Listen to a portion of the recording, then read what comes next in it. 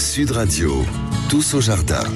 Tous au jardin avec Ronald Delbande. Bonjour mon cher Ronald. Bonjour Laurence, comment allez-vous ? Très bien, vous vous présentez comme le jardinier chevalier des temps jadis. Alors pour ceux qui peuvent nous regarder sur YouTube et vous voir et vous découvrir, vous êtes habillé comment là Ronald ? Dites-moi tout là. Je porte la tenue d'une personne noble du Moyen-Âge, comme on les aurait trouvés dans le temps, soit de chevalier ou personne qui peut être, ne serait-ce qu'un peu nanti au point de vue de l'argent. Nanti, un point de vue de l'argent. Alors, votre costume, pour le décrire, vous avez quelque chose de vert sur la tête. Je suis pas très bonne en description. C'est quoi ? Alors, ah oui, allez-y. C'est une coiffe médiévale qui se pose et qui donc porte un rabat. Elle est de couleur noire parce que ça ne passe pas très bien malheureusement au niveau des couleurs. Et donc chemise avec une toison d'or, un collier. Incroyable. Vous êtes habillé comme ça tous les jours ? Pas tous les jours, parce que bon, dans mon métier, je ne pourrais pas, mais autant que possible lors de reconstitutions médiévales auxquelles je participe assidûment. Je vois le joueur en vous. Alors dites-moi aujourd'hui, Ronald Delbande, vous nous parlez de jardin d'aujourd'hui ou vous nous parlez de jardin des temps jadis alors ? Eh bien, je vais vous parler d'un petit peu de tout, puisque je vais vous parler plus particulièrement des jardins du Puy-Giraud, qui sont situés dans le Val-de-Loire, et plus particulièrement sur un site qui s'appelle Trogle Nature, où, outre les jardins, il y a, pour ceux qui se rendent sur place, également le musée du champignon, qui est placé sous terre et donc dans des galeries d'extraction de la pierre du tuffeau, qui est une pierre emblématique de la région. Et il y a encore à visiter également sur ce site Pierre et Lumière qui se trouve aussi dans des galeries.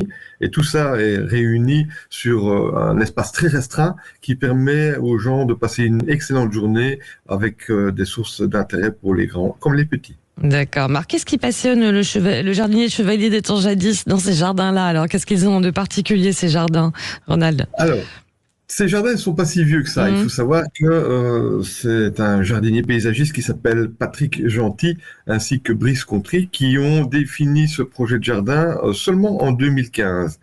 Et il a été mis en place, donc le temps de mettre tout ça en forme jusqu'en 2018.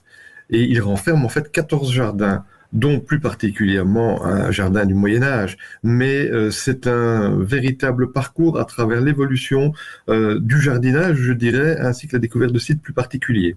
Ouais. Et alors, quels sont donc ces jardins que peuvent, qu'est-ce qu'on peut y trouver, notamment, je pense à nos auditeurs jardiniers qui nous écoutent ? Eh bien, écoutez, les jardiniers qui vous écoutent, après avoir passé l'âge de la cueillette, qui est le premier des jardins, ainsi que les premiers labours, qui ne les intéresseront pas particulièrement, vont déjà se retrouver dans les jardins antiques. Oui. Et là, vous trouverez les plantes ainsi que les fleurs qui auront été issues de la colonisation romane. Vous continuerez ensuite votre escapade dans le temps en remontant dans les jardins médicinaux, ainsi que les jardins médiévaux, où vous aurez dans ces endroits clos tout le savoir sur les plantes qui soignent dans le premier, ainsi que tout ce qui est en rapport avec le végétal que l'on trouvait déjà au Moyen-Âge, ce qui aura perduré d'ailleurs à partir de l'Antiquité, puisque on a à partir de là une traçabilité et on retrouve certains légumes. Mais notamment, vous allez avoir la découverte de tous des dispositifs qui ont été mis en place et qui rappellent le Moyen-Âge, et notamment, je pense là au Plessis.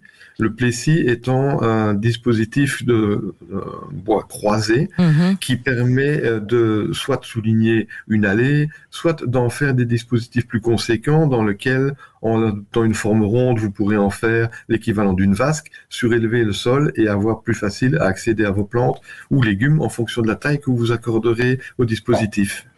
Et ben voilà des idées, des conseils précieux signés Ronald Delbande, le jardinier chevalier des temps jadis. Merci beaucoup Ronald d'avoir été avec nous. Puis on vous retrouve très vite sur Sud Radio. Merci, belle journée à vous.